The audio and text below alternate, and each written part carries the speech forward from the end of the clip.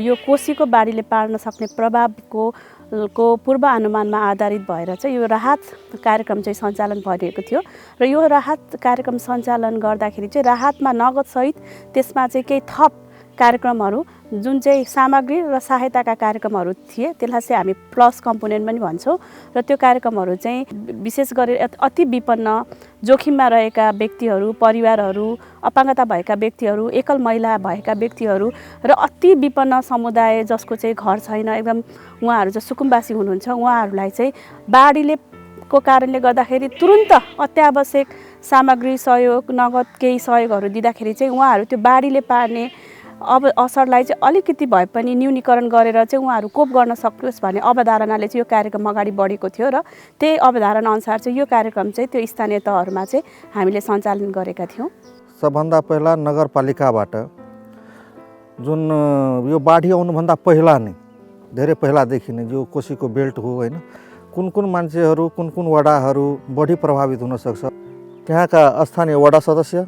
त्यसपछि राजनीतिक कार्यकर्ताहरूबाट पनि एक दुईजना हैन त्यसपछि अध्यक्षज्यूहरूलाई मिलाएर हामीले एउटा समिति त्यहाँ बनायौँ। त्यो समितिले जुन हामीले नामावली पाएको थियौँ त्यो नामावली फेरि एकपल्ट उहाँहरूसँग हामीले भेरिफाई गरायौँ वास्तवमा बेनिफिसियरिजहरू यिनीहरू नै हुन् यसबाट कसैलाई हटाउन सकिन्छ कि कसैलाई थप्न सकिन्छ। त्यहाँ छलफल गर्दाखेरि उहाँहरूले जुन सङ्ख्या एउटा दिनुभयो अत्याधिक प्रभावित भएको सङ्ख्या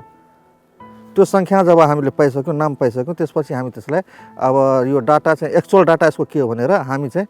उहाँहरू लाभाग्राहीहरूको घर घरमा ग्रुपहरू बनाएर हामी आफ्ना समूहका उहाँहरूलाई हामी पठायौँ।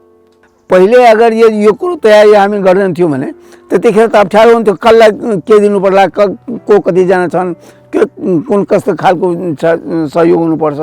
त्यो त हामी त्यतिखेर गर्न सक्दैन थियौँ। तर यो डाटा जुन हामी घर घर गएर त्यो डाटा सङ्कलन गऱ्यौँ र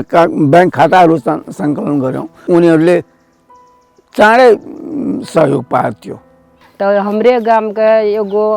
छै वही में रहे छै नगर पालिका में तो वह अले कहला जो कल के गए से दीदी तोहर पैसा से तोरा भेटतो तो हम कहली कि कत भेटते रे हमरा तो कल के नागरिकता नहीं छै नहीं भेटते तो कल के नहीं तोहर पैसा भेटतो से तू जो तो हम सिफारिश एलिए तो पंचायत तो सिफारिश बना के लै गेलिए तो ओकरा हाथ के दिलिए तब हमरा पैसा दिलके तब एलिए ओहि पैसा के तो सर कखनी किछो न करलिए पहले तो आब धिया पुता के लत्ता कपड़ा चावलो सठि गेलै तो कनी चावलो आरो कीनऽ पड़लै साग सब्जी कीनऽ पड़लै तेल नून तऽ आब कथी करबै। डोल देलकै तो पानि भरै छियै डोरि गोटी देलकै तो पानिमे दए कऽ धियापुताके पियेलियै डोरि देलकै तो कपड़ा लारै छियै झूल देलकै तो बान्है छियै साबुन देलकै तो धियापुताके नहेलियै सोनेलियै आ पैसा देलकै तो दवाइ दारू करलियै धियापुताके 15,000 देलकै तो अपना बेरामे पढ़लियै तो अपना दवाइ दारू करलियै